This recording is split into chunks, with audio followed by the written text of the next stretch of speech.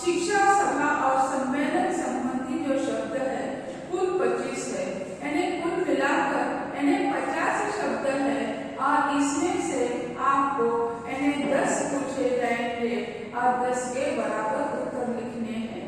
तो पहला प्रश्न जो है कि निम्नलिखित जैसे MCQ बहुविकल्पी प्रश्न, इसमें आपको एक प्रश्न पूछे जाएंगे 10 और उसमें आपका प्रश्न पत्र होगा। लेकिन आज के कोरोना की महामारी में हम देखते हैं तो कुछ वास्तववादी हम बता नहीं सकते हैं कैसा प्रश्न पत्र होगा, 50 गुण का होगा या 100 गुण का होगा या MCQ होगा या ऑब्जेक्टिव यानी डिस्क्रिप्टिव होगी परीक्षा। इसके बारे में हम उसके बारे में कुछ भी बता नहीं सकते, लेकिन जो है अभ्यासक्रम विश्वविद्यालय ने दिया है उसी के आधार पर हम चल रहे हैं।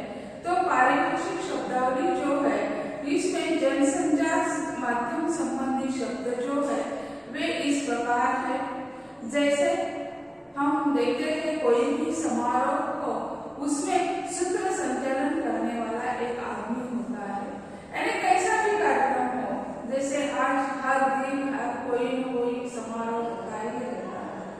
अब तो इसको इस व्यक्ति को क्या कहा जाता है, वह उसकी योग्यता ये क्या है ये तो हमें नहीं देखना, लेकिन उसे क्या कहते हैं यदि सूत्र संचालन करने वाला जो है उसे हिंदी में निवेदक कहते हैं और जो अंग्रेजी में उसे अनाउंसर कहा जाता है।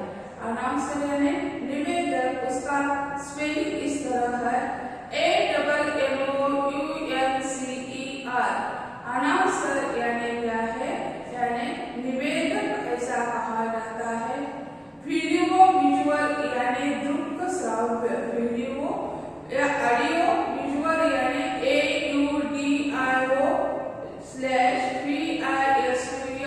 ने दृश्य श्राव्य यानी जिसे हम एक ही साथ देख सकते हैं और उसे सुन भी सकते हैं।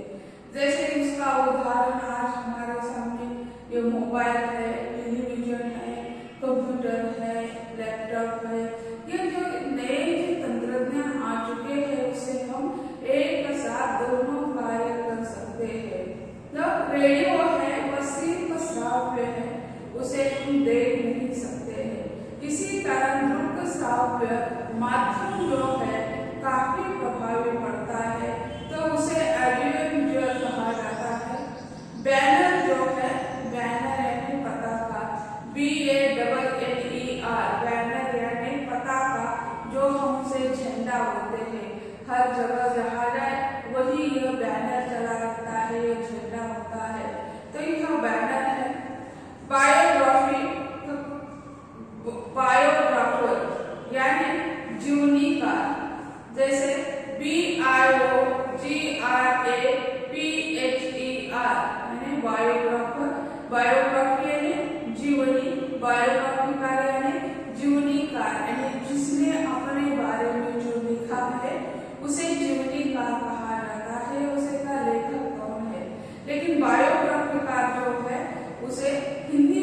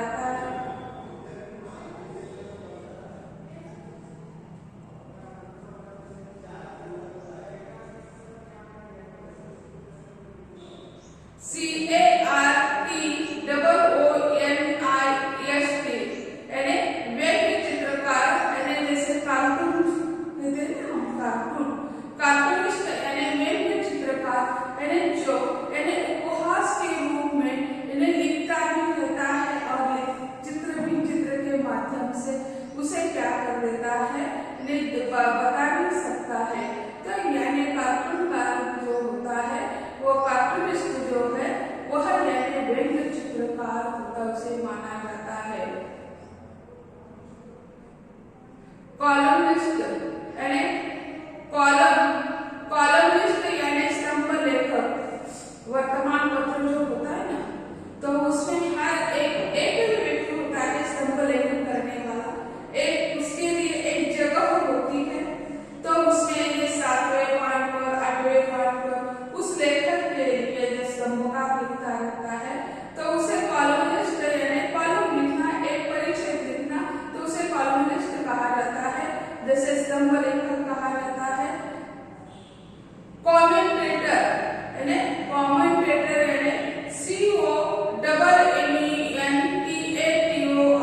यानी समालोचक। हम किसी को भी कहता है, कोई बता देता है, तो उसे कहते हैं हम कमेंट्री बंद कर दीजिए। यानी जैसे कि शब्द आया है वह क्रिकेट से आया है। हम आज दूरदर्शन पर क्रिकेट के आंखों देखा हाल देख सकते हैं, यानी जो वहीं पे खेल रहे हैं उसका हम सीधा प्रसारण देखते हैं।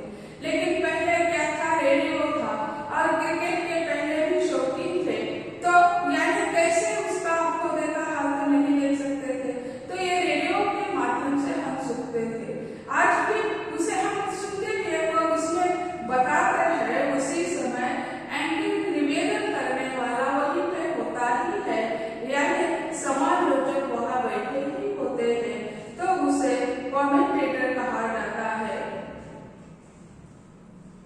कम्युनिकेशन यानी COMMUNICATION। कम्युनिकेशन यानी जैसे हम कहते हैं संचार। संचार यानी क्या है, विचारों का संचार, भाषा का संचार, यानी एक दूसरे के साथ हम संवाद स्थापित करते हैं, तो इसे भी हम कम्युनिकेशन कहते हैं। तो यहाँ यानी हिंदी में उसे संचार के लिए शब्द बराबर दे दिया है। करस्पॉन्डेंट CORRESPONDENT यानी संवाददाता। करस्पॉन्डेंट यानी संवाददाता, ऐसा माना जाता है। इंफॉर्मेशन टेक्नोलॉजी INFORMATION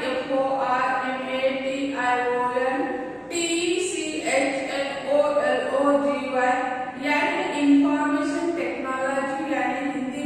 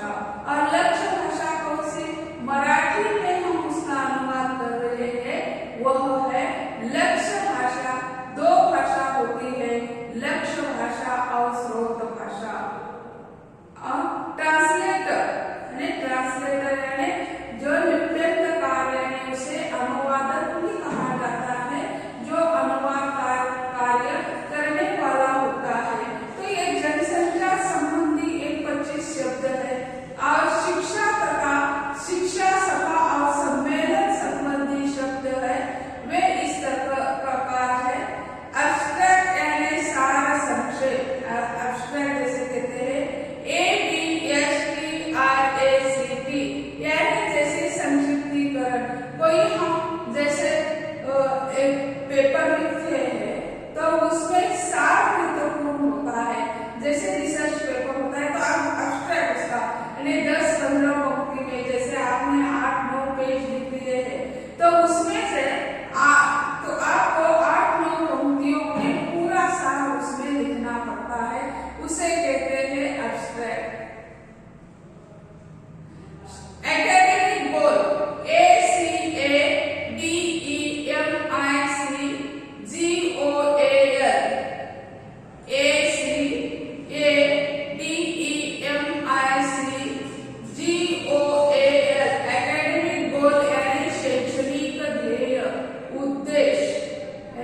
गोल यानी उद्देश्य। जैसे हम कहते हैं ना 12वीं तक की पढ़ाई हो गई, गांव में किसी का कर ली, लेकिन आगे की पढ़ाई जो है कोई न कोई उद्देश्य के सिवा हम उसे पढ़ नहीं सकते, आगे पढ़ाई हम कर भी नहीं सकते।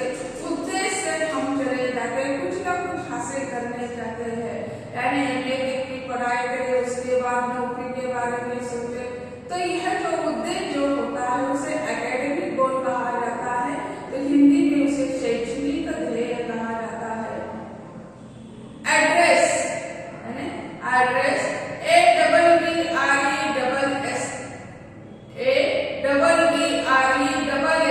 एड्रेस यानी अभिभाषण या संबोधन, यानी जैसे हम कहते हैं ना कोई भाषण होता है ना तो उसी समय नहीं तो आप एड्रेस यानी जैसे आपका पता भी होता है, इसके लिए भी शब्द उपयोग किया जाता है।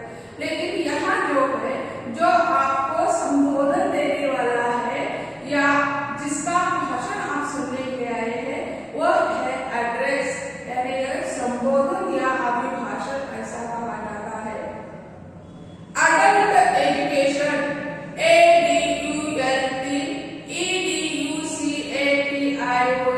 अडल्ट एजुकेशन यानी प्रौढ़ शिक्षा, यानी बहुत साल पहले 80 के दशक में चल रहा था कि प्रौढ़ शिक्षा यानी लोग उसी समय बहुत अनपढ़ थे, तो शिक्षा का प्रसार करने के लिए केंद्र सरकार राज्य सरकार दोनों ने विश्वविद्यालय के स्तरों पर प्रौढ़ शिक्षा का एक कार्यक्रम चलाया था।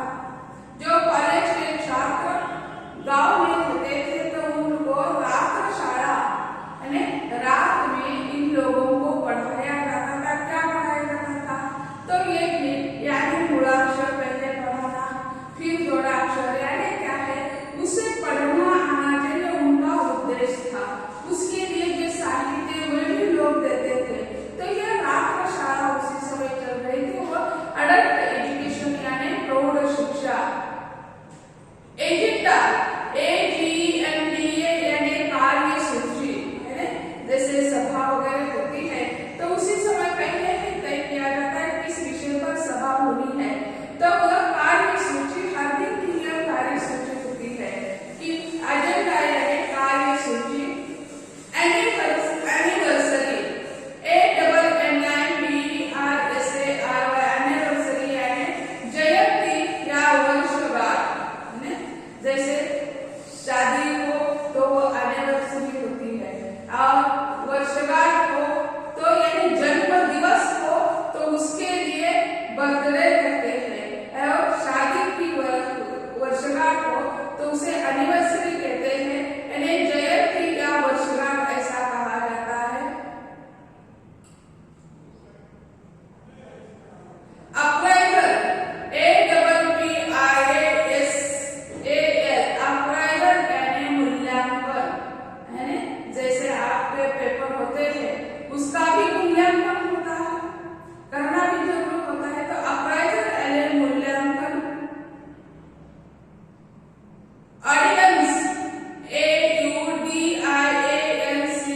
ऑडियंस यानी श्रोतागण, जैसे हम कहते हैं ना सभा में हम चले जाते हैं तो ऑडियंस होते हैं, तो यह ऑडियंस के लिए सभा का यानी श्रोतागण कहा जाता है।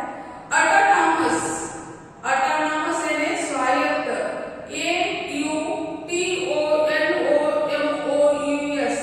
ऑटोनॉमस यानी स्वायत्त।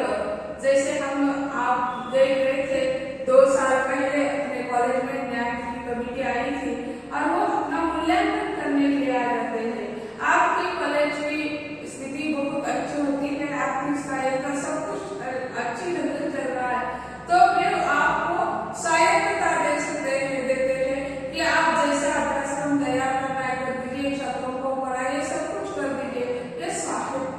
उसे कहा जाता है, ऑटोनॉमस उसे कहा जाता है। बिब्लियोग्राफी BIBLIOGRAPH यानी संदर्भ ग्रंथ सूची, यानी रिसर्च के बारे में एक है कि यानी संदर्भ सूची देनी पड़ती है और वह संदर्भ सूची देने की भी पद्धति बहुत अलग अलग होती है। पहले वो लेखक का नाम होता है और वो भी कैसे पहले सरनेम होता है, उसके बाद आपका शुभ नाम होता है, फिर किताब का नाम, फिर प्रकाशक का नाम, इसके बाद प्रकाशन कब हुआ, प्रकाशन स्थान, ये सब कुछ यानी बिब्लियोग्राफी यानी संदर्भ ग्रंथ सूची। बैचलर BACHELOR बैचलर यानी स्नातक, यानी जब आप लास्ट ईयर के छात्र हैं तो आप अगले आपकी परीक्षा हो जाएगी तब आप बैचलर बन जाओगे। Closing speech CLOSING